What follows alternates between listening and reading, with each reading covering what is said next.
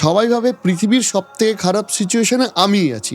এই ডিফিকাল্ট টাইমেও বা এই পারফেক্ট জিনিসগুলো ভাববে কি করে তারা? ডিফিকাল্ট সিচুয়েশনে ভালো ভাবতে গেলে আগে নিজেকে এভাবে ভাবতে হবে, আমি যে চ্যালেঞ্জে আছি এর থেকেও বড় চ্যালেঞ্জে অনেক মানুষ আছে। ওই যে একটা খুব সুন্দর গল্প আছে না, একজন প্রফেসর প্রত্যেকটা স্টুডেন্টকে বলেছে প্রত্যেকের প্রবলেম এখানে লিখে দাও, এবং প্রবলেম লিখে দেওয়ার পর বলছে ধরো তোমার প্রবলেম সলভ হয়ে গেছে, তাহলে তুমি কি করবে?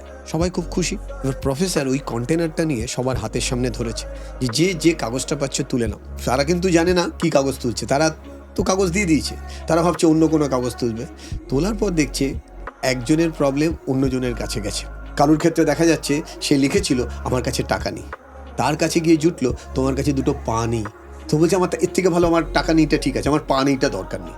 তার মানে প্রত্যেকের প্রবলেম প্রত্যেকের জায়গায় কিন্তু ইউনিক, কিন্তু আমরা অনেক সময় নিজেদের প্রবলেমটাকে এতটা হাইলাইট করি যে ওই প্রবলেম থেকে বেরোনোর জায়গায় আমি প্রবলেমের মধ্যে ডুবে যাই।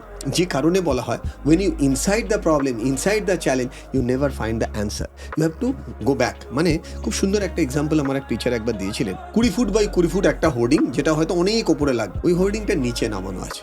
সেটাকে তুমি এত ক্লোজ থেকে দেখছো, তোমার কাছে ওটা কি মনে হবে? মিনিংলেস, বুঝতেই পারবে না। তো ওই ছবিটা বুঝতে গেলে একটু দূর থেকে দেখতে হবে।